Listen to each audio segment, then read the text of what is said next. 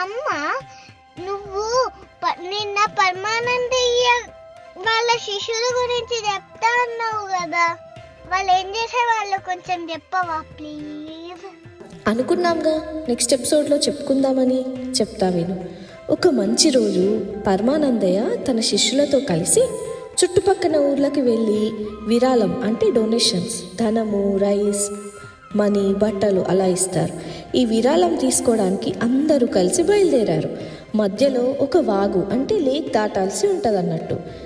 బియ్యం, పప్పులు, తినుబండారాలు అన్నీ తీసుకొని ముళ్ళలన్నీ అంటే బ్యాగ్స్ వాళ్ళ శిష్యుల తలపై పెట్టి తిరుగు ప్రయాణం మొదలుపెట్టారు. మధ్యలో మళ్ళీ వాగు దాటాల్సి ఉంది. అప్పుడేమైందమ్మా? ఒక శిష్యుడికి ఇలా సందేహం వచ్చిందంట. అసలు మనం వెళ్ళేటప్పుడు ఈ వాగులో నీళ్ళే లేవే, మరేంటి ఇప్పుడు ఇన్ని నీళ్ళు వచ్చాయి, ఎలా వచ్చాయబ్బా అని ఒకడికి డౌట్ వచ్చింది అన్నట్టు. ఇంకొకడు ఏమంటాడంటే మన దగ్గర ఇంత ధాన్యం ఉంది అని కుళ్ళుకుంటుంది, అందుకే తన నీరు మొత్తాన్ని మన వైపు లాగేస్తుంది, మనని మన ఇంటికి వెళ్ళనివ్వకుండా చెయ్యాలని పొర్లి పొంగుతుంది అని గురు శిష్యులందరూ కలిసి అనుకుంటారన్నట్టు. ఇలానే చేస్తుంది అని. సరే అయినా మనం ఇంకేం చేస్తాంలే, ఈ వాగు ఎంతసేపు అయినా నిద్రపోకుండా ఉంటుందా, ఏదో ఒక టైంలో పడుకోవాలిగా, ఆ టైం చూసి చకచకా దాటేద్దాం అని డిసైడ్ అవుతారు అన్నట్టు. ఎంతసేపు చూసినా ఆ వాగులో వాటర్ అస్సలు తగ్గవు, చాలా నిండుగా ఉంటాయి.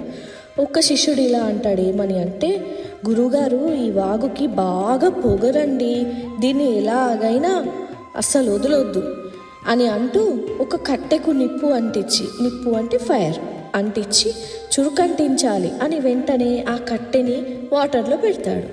అప్పుడు ఏమైపోయింది, ఫైర్ చల్లారిపోయింది.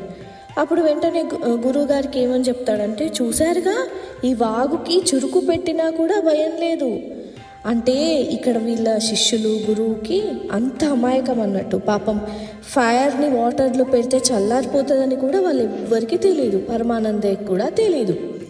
అప్పుడు పరమానందయ్య పాపం అమాయకంగా ఏమంటాడంటే, అవునురా ఈ వాగుకి చాలా పొగరు, నేను ఒకసారి ఉప్పు బస్తాలు తీసుకెళ్తున్నప్పుడు నా నెత్తిపై ఉన్న మూట ఒకటి కింద పడింది, ఆ ఉప్పుని మొత్తం తినేసిందిరా, అయితే ఇక్కడ ఉప్పు వాటర్లో కరిగిపోతుంది అన్న విషయం కూడా పరమానందయ్యకి తెలీదు. ఇప్పుడు ఏమంటారంటే వాళ్ళు, అమ్మో మన దగ్గర ఇప్పుడేమో చాలా ధాన్యము, పప్పులు అన్నీ ఉన్నాయి కదా, ఇంకా దీన్ని చూస్తే అంతే సంగతులు, అందుకే మనల్ని ఇంటికి వెళ్ళనివ్వకుండా ఆపుతుందిరా, మనము ఇంకా ఈ వాగు నిద్రపోయే వరకు వెయిట్ చేయాల్సిందే అని చెప్పి అందరూ అక్కడే కూర్చొని ఉంటారన్నట్టు. నెక్స్ట్ ఎపిసోడ్లో వీళ్ళు ఎలా దాటారో చూద్దాం, ఆ వాగులోంచి బయటికి ఎలా వచ్చారు, వాళ్ళ ఇంటికి ఎలా చేరుకున్నారో చూద్దాం. సరేనా? కథ కంచికి పరమానందయ్య ఇంటికి.